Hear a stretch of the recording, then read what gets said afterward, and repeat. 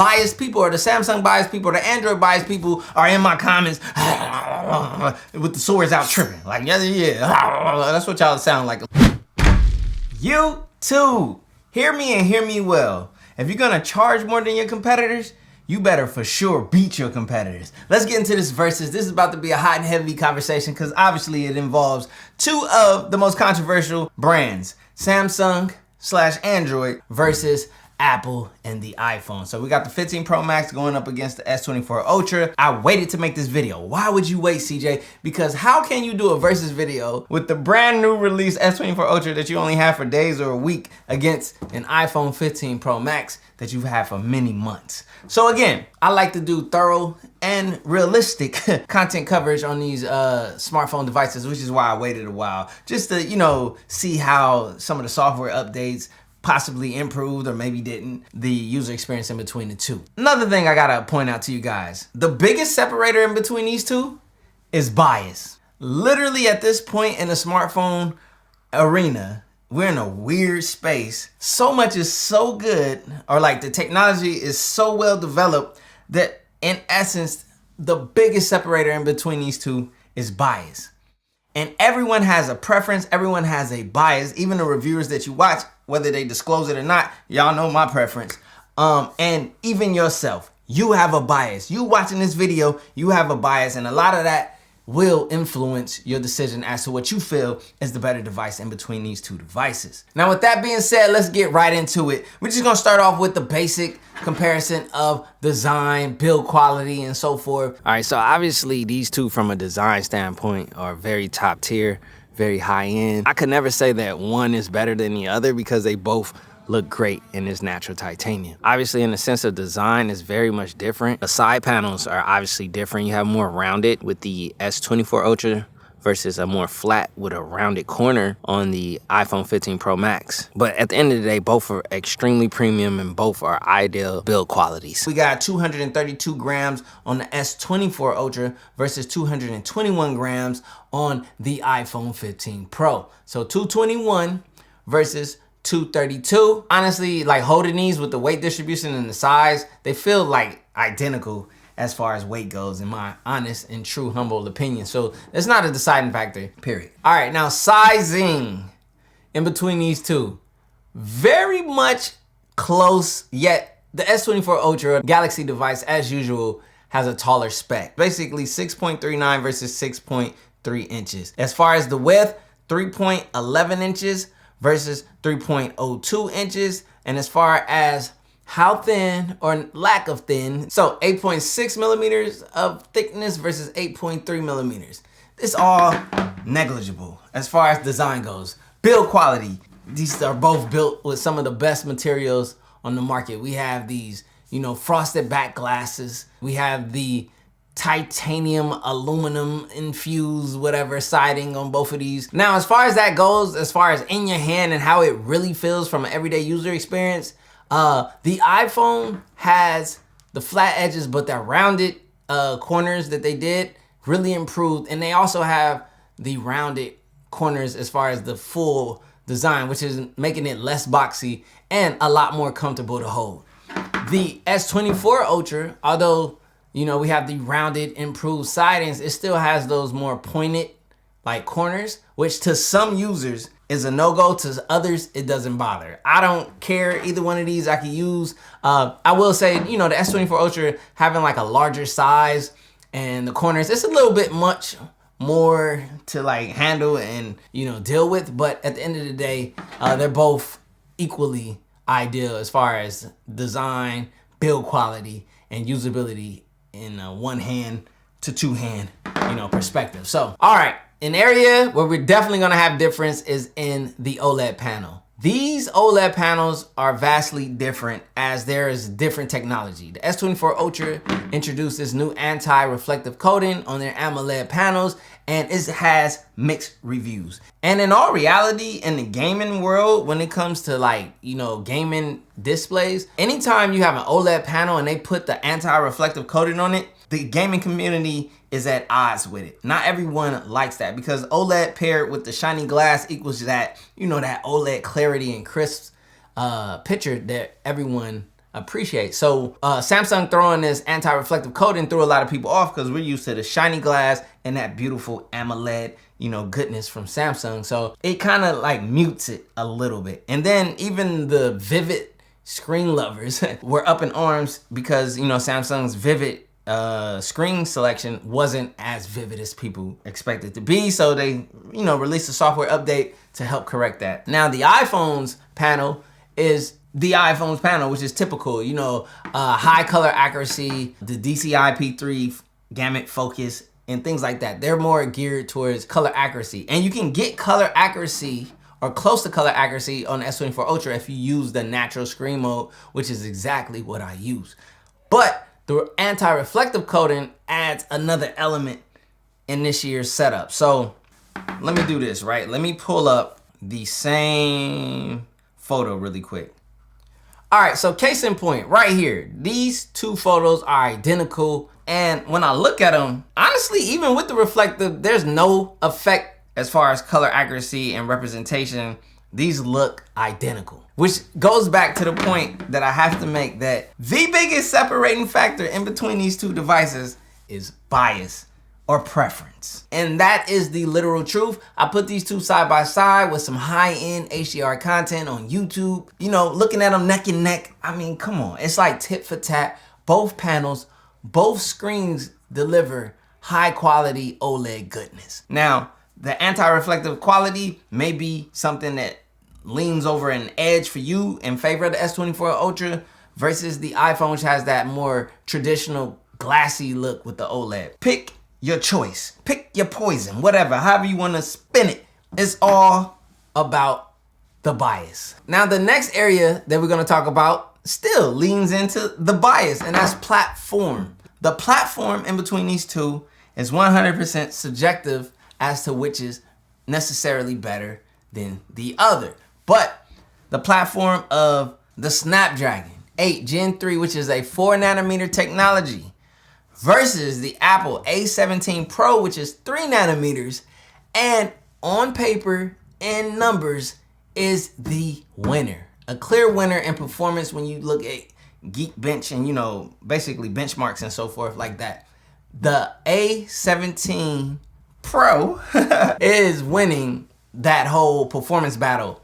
But in the area of GPU, the Samsung, the Adreno 750 versus Apple's GPU 6-core graphics, the GPU on the S24 Ultra and benchmark scores and things like that outperforms Apple's GPU. So there you have it. I guess that's the balance. CPU power, W, win over here. GPU power, W, win over here.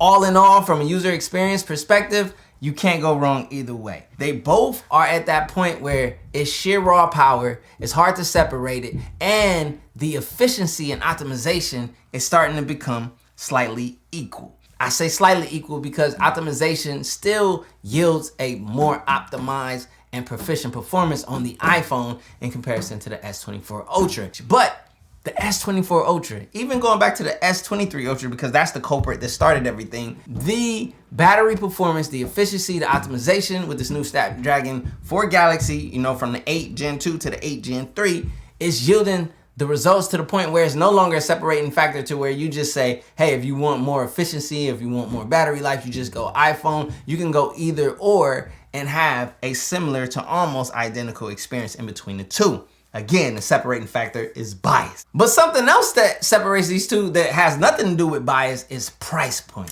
I said it in the beginning, if you're going to make your device more expensive than the competitors, then you better for sure beat them. The S24 Ultra is the most expensive flagship smartphone on the market. The iPhone does not hold that title. Even back for the last couple of years of iPhones, Apple has maintained the same price point. It was as of recently that they did a slight bump, but even with that slight bump, they are still outpricing the S24 Ultra.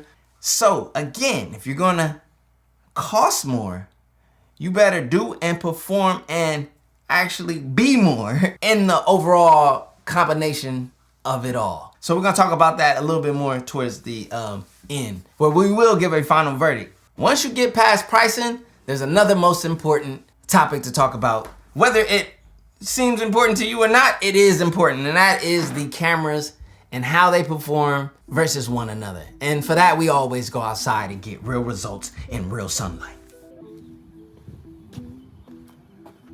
All right, so front-facing camera on both of these devices, direct sunlight. And yeah, so we're gonna see skin tone, just overall performance, video clarity, microphone performance, and just in general, which device yields better results. So we got the 15 Pro Max right here on my left, and then on my right, we have the S24 Ultra. Now, clarity and performance has always been great on both. Consistency has always linked more consistent on the iPhone versus the S24 Ultra, as I've had some inconsistencies in certain areas, obviously, but in general, both of these devices, when it comes to camera quality, are like right in line with one another, especially at this point. There's some fine tuning and tweaks that can happen on both ends, but essentially both have a great experience, user experience, especially for front facing and rear facing cameras. There is a separator in between these, especially around video, and that's with the iPhone having ProRes log footage. For those who even dare to, dive into that world, it just opens up so much more.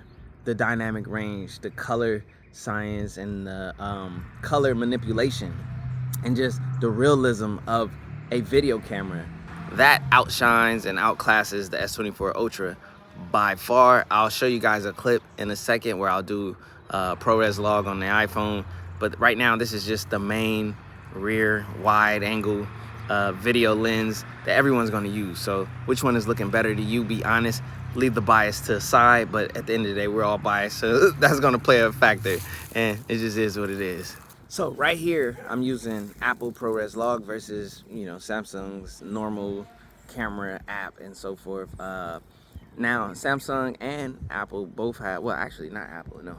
Now Samsung does have a pro video mode, which I prefer. Now Apple lacks a pro video mode that's native, but the Blackmagic camera app is really, really good. Has a lot of great, pro features.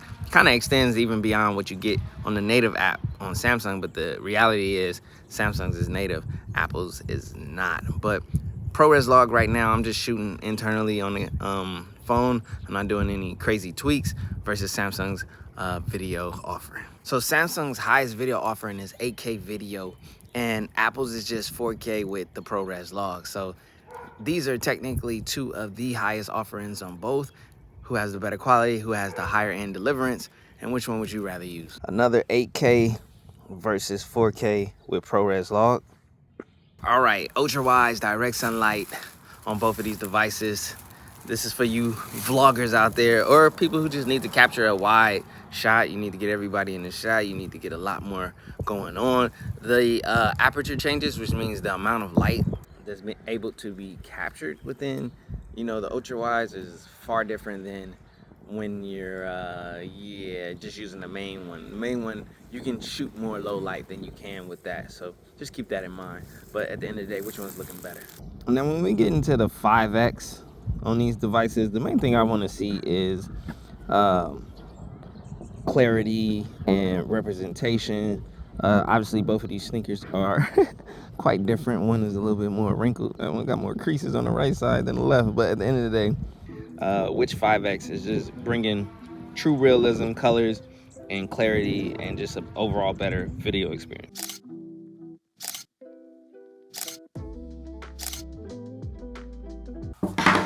Boom! So you guys have seen it.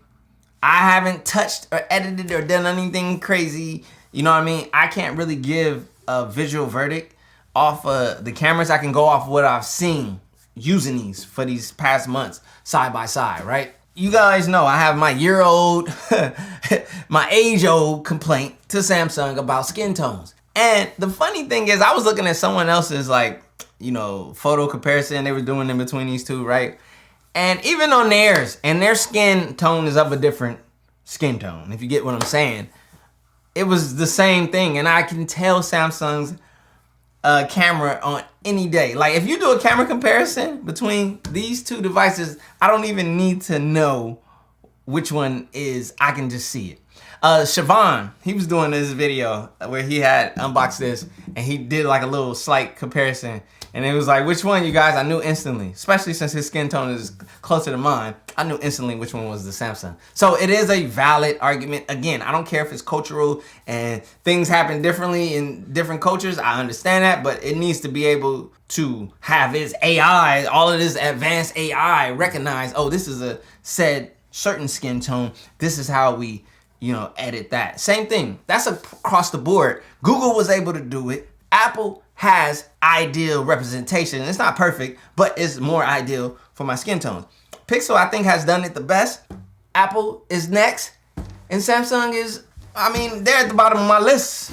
It's as simple as that. But if I take that out, again, the only separating factor is bias. The camera quality of the S24 Ultra is amazing. The camera quality of the iPhone 15 Pro Max is amazing. But there is separating things like Apple ProRes Log, which is someone who uses professional grade video cameras and understands what that means for a smartphone. That is an technical edge. That is a creative edge. That is an edge in favor of these cameras over these. I don't care how you cut it and how you try to say it. Oh, I won't use ProRes Log. Good for you, but if we are doing these subjective and realistic comparisons, we gotta look at everything, the full list. Again, the S24 Ultra gives you 8K video. The iPhone can't. So in that regard, the S24 Ultra has 8K quality. But ProRes Log is a true separator, and I think I challenged Samsung before, and I'm gonna challenge them again. Bring a Samsung Log to the market. Everyone's gonna say you're copying Apple, but who cares? Because we need Log over here to help compete over here, period. That is the end of my rant about cameras. My preference, my realistic bias in the camera world leans towards the iPhone because I don't have to do as much to get it correct. But with the S24 Ultra, which I'm gonna show you guys in a video upcoming, when you get into pro video and pro photo mode, it really kind of eliminates the point of what I'm speaking of, and it just takes this camera to a phenomenal level that outweighs my, complaints that I have. So that's where I stand with the cameras.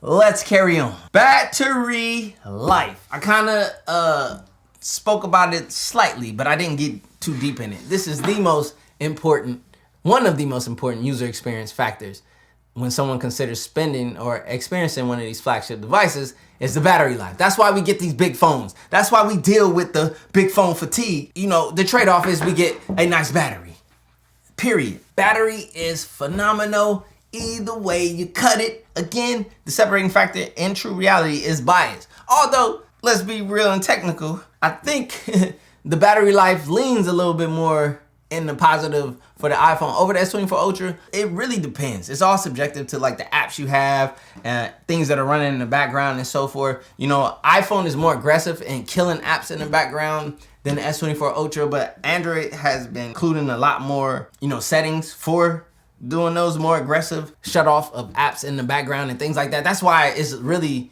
become a level playing field. So I don't care which way you go. The battery is amazing on both. The standby time is legit on both of these devices. So I honestly can't pick one over the other. I've been using them both in the same regards. I charge my devices. I let them live. I do my thing. And that's literally what it's about. And that's user experience. And that's battery life, my battery conclusion. Do I stress over charging this device? Oh, if I don't, great battery life. It's not about, how much screen on time and all that stuff. Listen.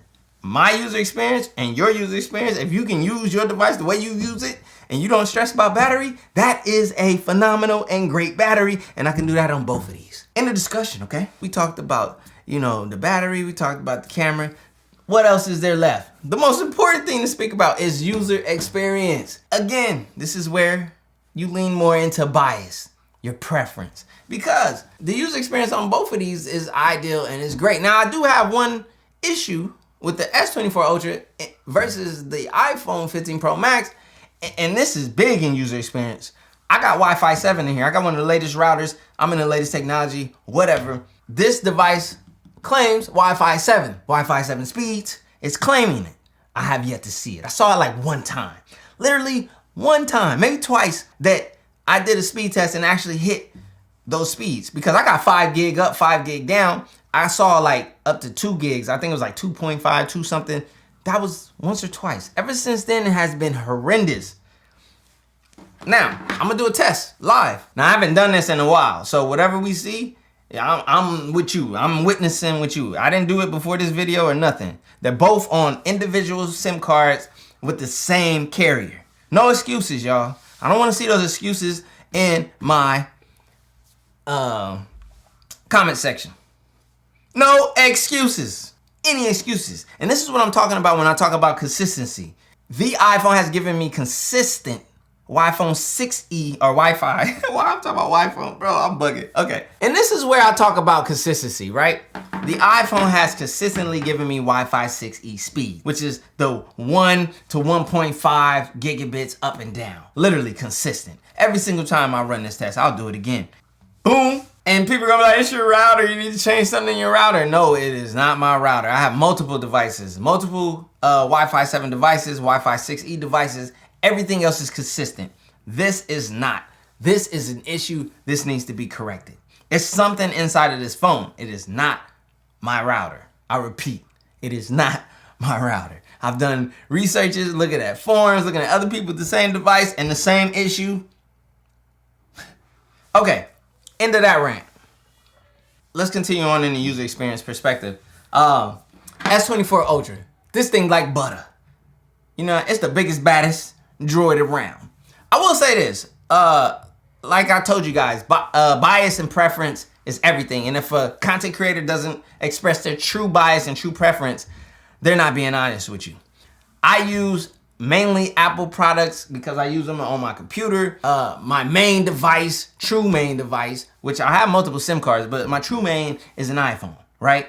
Now, when it comes into the Android world, I've always kept an Android phone alongside my iPhone. I do that on purpose. I do that to have balance and a realistic perspective on life and technology. People who use only one and only live in one world, you are absolutely biased and your opinion is null and void. Let's just be real. From a software perspective in the Android hemisphere, my preference is Pixel. Pixel software, pure Android. I'm a pure Android enthusiast. Where does Samsung fall? Why you cover so much Samsung, CJ? Samsung got the hardware. Samsung got the features. Samsung is, you know, the big bad wolf. The big bad wolf can't blow down the house all the time.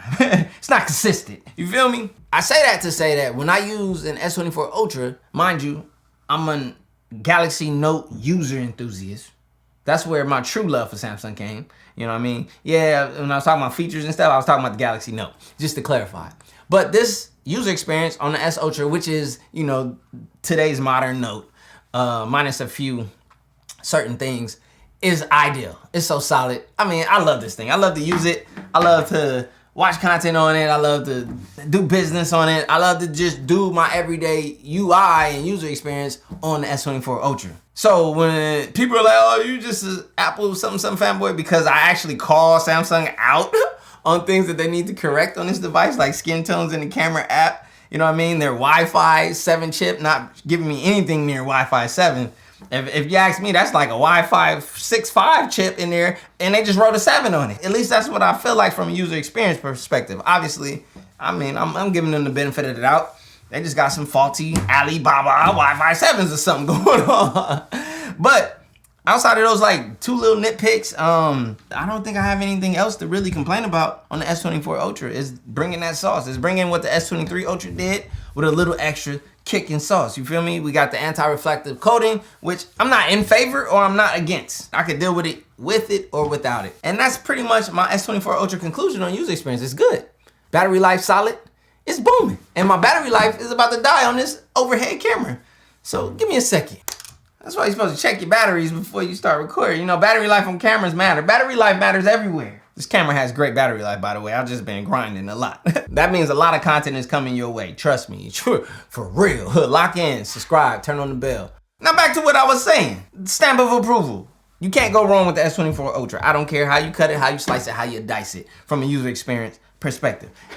15 Pro Max, as much as people hate to give the credit and the props to the 15 Pro Max or Apple, iPhone in general, I don't understand it. This thing is a great phone. Oh, you try to like downplay it, you try to make it seem like people who use iPhones aren't as intelligent or tech savvy as you. Listen, bro, I'm probably about as tech savvy as it gets. I can get super nerdy, I don't wanna go there. I keep it human. I'm not gonna sit here talking, mathematical equation type of tech talk just to sound smart or feel like I'm smarter than you, which a lot of people on the Android platform want to feel like they're smarter than iPhone users.